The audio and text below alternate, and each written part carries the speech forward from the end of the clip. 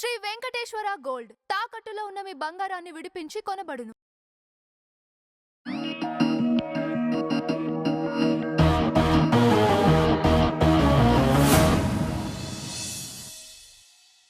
అందరికీ నమస్కారం. సో మామూలుగా నేను మిమ్మల్ని ప్రెస్ మీట్కి పిలుస్తూ ఉంటా. ఈసారి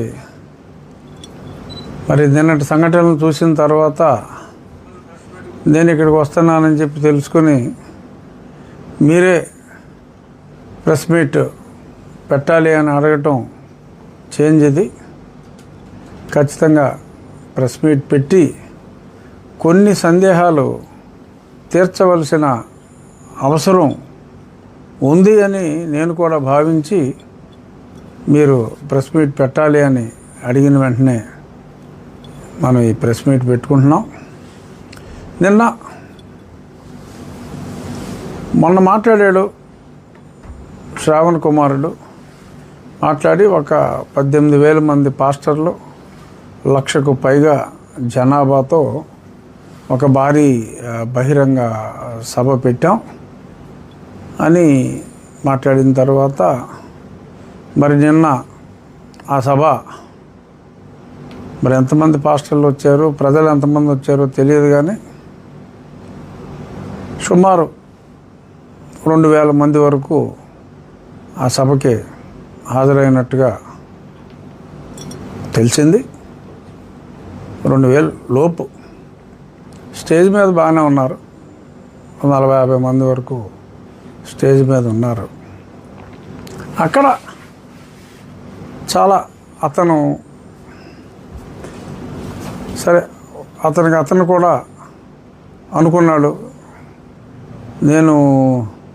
అవును నేను లిల్లీ పుట్టినే, నువ్వెంతున్నావు, నీ శరీరానికి వస్తే ఎన్నో ఊర్లకు సరిపోతుంది. బహుశా మరి అతని కుటుంబం మాంసం అమ్ముకునే కుటుంబమేమో నాకు తెలియదు. అతని పూర్వపరాలు సైజుని బట్టి ఎన్ని ఊర్లకు సరిపోతుంది అనేది ఆడు బాగా ఎస్టిమేషన్ వేస్తున్నాడు. లిల్లీ, ఓకే లిల్లీ, నీ వ్యాపారం నీది, ఎంతసేపు నువ్వు ఆదరిస్తూనే చూసుకో, ఇబ్బంది ఏమీ లేదమ్మా. తర్వాత చాలా దారుణంగా వేసిన నింద ఏంటంటే, ఏదో చెత్త కామెంట్లు, అది నేను పెద్దగా పట్టించుకోవాల్సిన అవసరం లేదు. నింద ఏంటంటే, నేను యేసుక్రీస్తుని అవమానించాను అని చెప్పి అతను ప్రజల్ని మభ్యపెట్టాలి అని చెప్పి రెచ్చగొట్టాలి అని చూస్తున్నాడు. ఏనాడు కూడా నేను జీసస్ క్రైస్ట్ని చిన్న హేళనగా చిన్న మాట కూడా నేను ఎప్పుడూ మాట్లాడలా.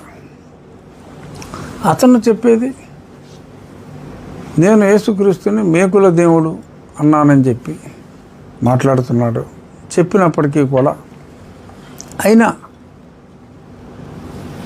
మీడియా సమావేశాల్లో మీ అందరి ముందు మళ్ళీ చెప్తున్నా, ఆకివీడు సంఘటన మీ అందరికీ తెలుసు.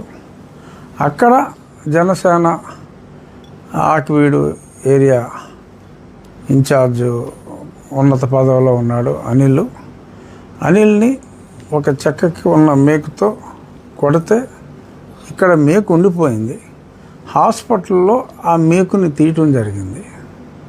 సో ఆ సంఘటన చూసి ఈ మేకులు కొడతాం ఏంట్రా బాబు, చాలా దారుణంగా ఉంది, మేకులు కొడతాం అని చెప్పి నేను మాట్లాడితే దాన్ని అండర్ప్లే చేస్తూ నేను మేకుల దేవుడు అన్నాను. అసలు మేకు ప్రసక్తి అక్కడ ఎందుకు వచ్చింది? ఇక్కడ కొంచెం 2 మిల్లీమీటర్లు అటు ఇటు అయ్యి ఉంటే ఆ వ్యక్తి చనిపోయి ఉండేవాడు. అసలు ఇక్కడ మేకు దిగబెట్టారు, ఈ మేకులు గొడవ ఏంటి అన్నదానికి జీసస్ క్రైస్ట్ని సిలువ వేయటానికి ఏమన్నా సంబంధం ఉందా? జీసస్ క్రైస్ట్ సిలువ చేతికి మేకు వేశారు. ఇక్కడ తలకి నుదిటి మీద సో మేకు దగ్గొట్టారు. అసలు దానికి దీనికి సంబంధం ఉంది. నేను చెప్పింది ఇలా ఒక పార్టీ నాయకుడిని ఈ రకంగా చంపే ప్రయత్నం చేయటం అనేది చాలా తప్పు అని నేను చెప్తే, ఆ చంపే ప్రయత్నం గురించి, ఆ మేకు దిగ్గొట్టిన సంఘటన గురించి మాట్లాడకుండా ఎప్పుడో 2000 సంవత్సరాల క్రితం ఎక్కడో జెరూసలంలోనో ఇజ్రాయెల్లోనో జరిగిన సంఘటనను తీసుకొచ్చి ఆ దేవుణ్ణి నేను అవమానించినట్టుగా మాట్లాడటం అనేది అది కావాలి అని చెప్పి కట్టుకథ అలాగా అతను అల్లి చేస్తున్నాడు. తర్వాత మైకులు మీరు పెట్టుకోండి, నేను ఇస్తున్నాను పర్మిషను, ఎవడెక్కడ వస్తాడో చూస్తాను అంటే ఇంత కామన్ సెన్స్ లేకుండా ఒక వ్యక్తి మాట్లాడటం. సరే, ఎవడో మైక్ పెడతాడో నేను చూస్తాను పర్మిషన్ లేకుండా.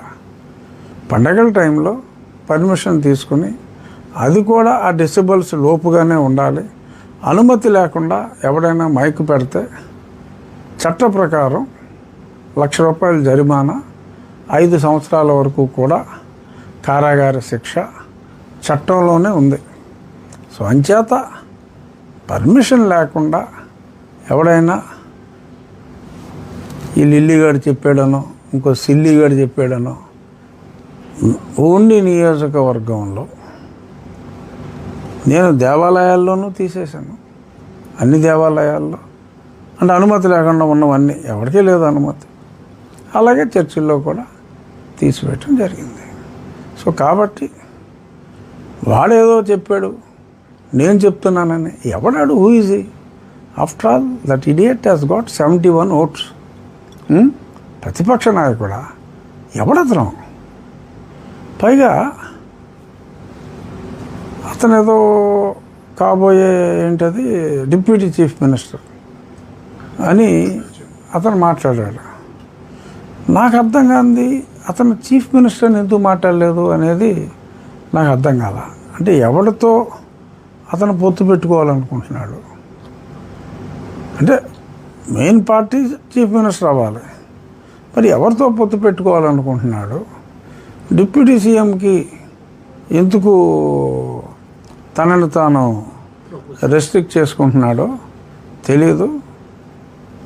ఏదో తనకు తాను ఒక డిప్యూటీ చీఫ్ మినిస్టర్ లాగా నన్ను నాలుక కోస్తాను, ఇంకొకసారి దళిత క్రైస్తవుల గురించి మాట్లాడితే ఇంకొకసారి ఏంట్రా, నేను ప్రతిరోజు మాట్లాడుతాను దాని గురించి, మళ్ళీ మళ్ళీ మాట్లాడతాను.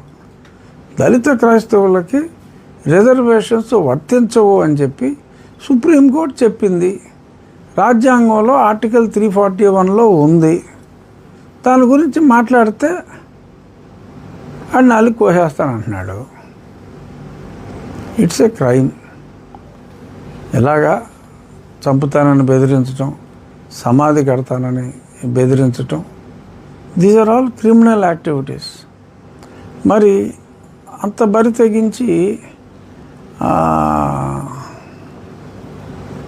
మరి ఆడికి చెప్పా, నిన్న సోషల్ మీడియాలో కూడా పెట్టాను, నిచ్చినేసుకోవాలరా నువ్వు నా నాలుగు కోయాలంటే పుట్టినవాడుగా అని. అసహ్యంగా ఉంటుంది నేను అలా మాట్లాడాలంటే. కానీ పరిధి దాటి ప్రవర్తించేలాగా ఇలాగా చేయటం అనేది అది కరెక్ట్ కాదు. ఆ భాష తప్పు. నాలుగు కోసి ఏం చేసుకుంటాడు అనుకుంటే పవన్ కళ్యాణ్ గారికి పంపిస్తా అంట. మనం చాలా సినిమాల్లో చూసాం. ఏంటి, చాలా సినిమాల్లో, ఎస్పెషల్లీ క్రైమ్ సినిమాల్లో విలన్ గాడు ఆ హీరోని భయపెట్టాలి అంటే ఆ హీరోకి బాగా కావాల్సిన వాళ్ళని ఎవరినన్నా, వాళ్ళ తమ్ముడిదో అన్నయ్యదో ఎవరిదో చెల్లెలు భర్తదో ఏదో ఆ టైప్ హీరోకి క్లోజ్ క్యారెక్టర్కి ఏదో ఏదో ఏలో కాలో ఏదో ఏదో తీసేసి పార్సల్ చేసి పంపితే హీరో భయపడిపోతాడని చెప్పి వెళ్ళను అనుకుంటాడు. ఇక్కడ సరే నన్ను జీరో అనుకున్నాడేమో, మరి నా నాలుగు కోసి పవన్ కళ్యాణ్ గారికి పంపించేస్తే పవన్ కళ్యాణ్ గారు భయపడిపోయి ఆయన కూడా ఈ సనాతనవాదం నుంచి హిందుత్వం నుంచి భయపడి తెగిన నా నాలుక చూసి ఆయన భయపడి శ్రావణ్ కుమార్ గారు నన్ను క్షమించండి అని చెప్పి అడుగుతారని చెప్పి మరి లిల్లీ అనుకుంటున్నాడా అనేది నాకైతే అర్థం కాల. సో మరి ఇక్కడ ఇటువంటి ఆరోపణలు చేసినప్పుడు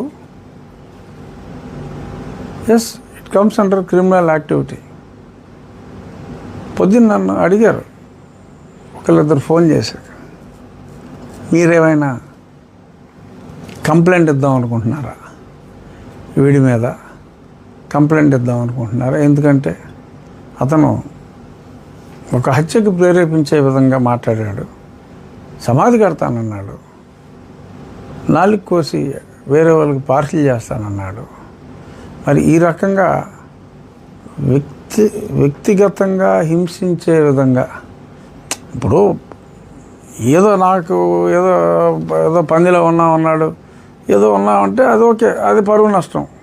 సో పరువు నష్టం కేసు వేసుకుంటాం. పరువే లేనివాడి మీద అసలు పరువే లేదు, ఎంతగానే వేస్తాం, ఏమైనా వేస్తాం. సో ఈ కేసులన్నీ వేస్ట్. కానీ ఇక్కడ మాట్లాడింది ఫిజికల్గా మాట్లాడాడు. సో ఫిజికల్గా మాట్లాడినప్పుడు కేసు పెడతావా అని నన్ను అడిగితే ఆలోచించాను నేను కూడా. కానీ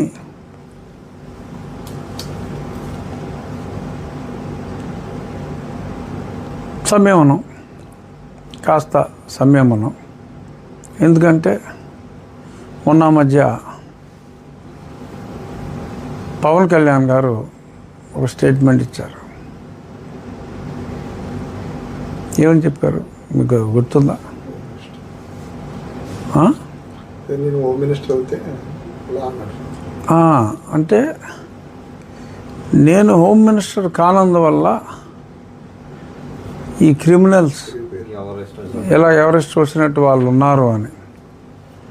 అటువంటి క్రిమినల్ లేడు, బరి తెగించి బజార్లమ్మట తిరుగుతూ, మరి ఆడికి పర్మిషన్ ఎవరు ఇచ్చారో, ఇలాగా బరి తెగించి మాట్లాడే వాళ్ళకి ఎవరు ఎందుకు ప్రోత్సహిస్తున్నారో తెలియదు. మరి బరి తెగించి మాట్లాడి ఎలా చేశారు క్రిమినల్ లాగా. సో ఇటువంటి క్రిమినల్స్ ఆట కట్టిస్తాను అని, హోమ్ మినిస్టర్ అయితే ఆట కట్టిస్తానని పవన్ కళ్యాణ్ గారు అన్నారు. సో పవన్ కళ్యాణ్ గారు మాట్లాడారు అంటే ఆయన ఊరికేనే మాట్లాడరు. ఎందుకంటే కూటమిలో ఒక ప్రముఖ నాయకుడు ఆయన.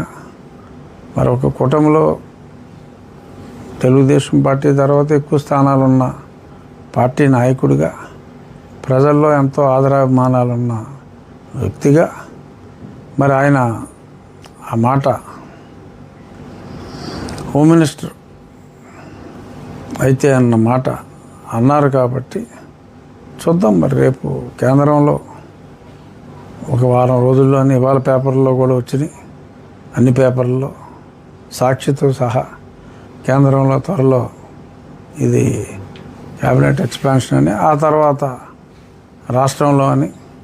ఏమో పవన్ కళ్యాణ్ గారు హోమ్ మినిస్టర్ అయితే, ఎందుకంటే నా నాలుక ఆయనకే కానుగ్గా భయపెట్టే విధంగా ఇస్తానన్నారు కాబట్టి, పవన్ కళ్యాణ్ గారు హోమ్ మినిస్టర్ అయ్యాక నేను ఖచ్చితంగా కంప్లైంట్ ఇద్దాం అనుకుంటున్నాను. అంటే అతను దళితుల ఓట్లు తెలుగుదేశానికి మళ్లించాలని చూస్తున్నాడా, లేకపోతే హిందువుల ఓట్లు జగన్కి మళ్లించాలని చూస్తున్నాడా? కొత్త అనుమానం వస్తున్నారు.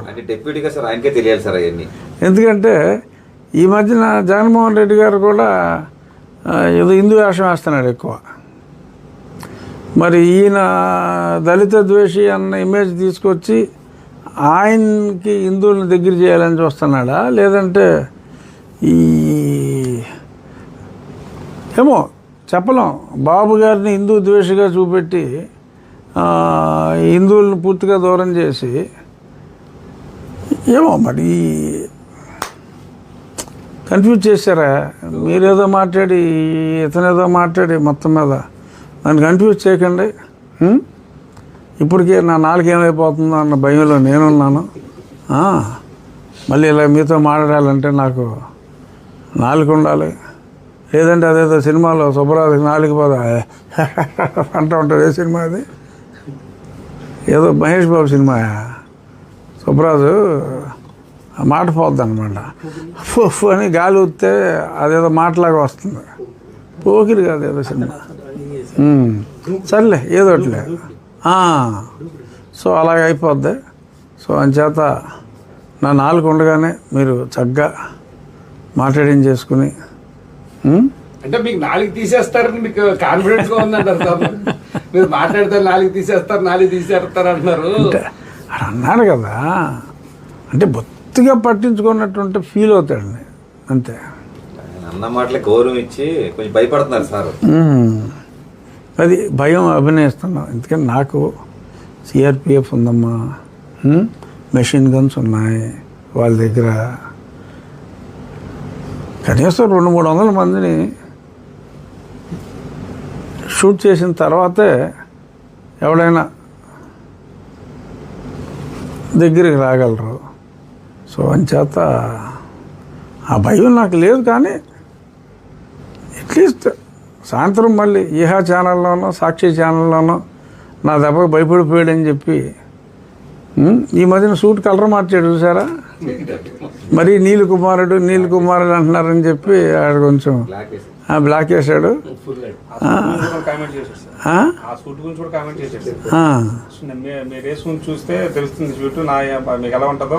డెఫినెట్గా ఇప్పుడు మరుగుజ్జోడు సూట్ వేసుకుందానికి నేను సూట్ వేసుకుందానికి తేడా ఉండదంట. ఆడు చెప్పిన దాంట్లో తప్పే ఉంది, కరెక్ట్గా చెప్పాడు.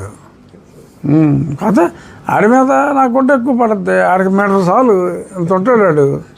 నాకు 2 మీటర్లు ఆడద్ది. మరి హైట్ ఉందా వెయిట్ ఉంది కదా, తప్పేం మాట్లాడాడు పాపం. నాకు చిన్న గుడ్డ సరిపోద్దురా సూట్కి, నీకైతే భీమవరం షాపులన్నీ కావాలన్నాడు. అంటే భీమవరం అంటే ఒక చిన్న ఊళ్ళో ఉంది ఆడికి. భీమవరంలో 2 మీటర్లు దొరకదా? భీమవరం గురించి తెలియదు ఆడికి. ఆడికి ప్యాంట్కి అండర్వేర్కి దేనికి పెద్ద తేడా ఉండదు కదా. సరే ఎనీ ఆడి సంస్కారహీనుడు, మన సంస్కారం మర్చిపోకూడదు కాబట్టి ఎందుకంటే ఎక్కువ మాట్లాడకూడదు. ఇంకేమన్నా సందేహాలు ఉన్నాయా? దీని మీదే సార్ చంద్రబాబు నాయుడు గారిని కానీ లోకేష్ గారిని కానీ ఓరి బాబే వదిలేరా బాబు ఇంకా దాన్ని. ఈ అనుమానాలు తగలయా? సో అంటే అనుమానం రావడం సహజం, కానీ డెఫినెట్గా అటువంటి యూజ్లెస్ ఫెలోతో ఎవరు కూడా మాట్లాడరు. అనుమానం రావడం సహజం. అనుమానం వచ్చే విధంగా అతను ఆ ట్రిక్ ప్లే చేసి ఉండొచ్చు, అంతే తప్ప అనుమానాలు మీరేమీ పెట్టుకోవద్దు. ఖచ్చితంగా వీలైనంత త్వరలో నేను కంప్లైంట్ ఇచ్చే అవకాశం నాకు వస్తుందని ఊహించుకుంటున్నాను.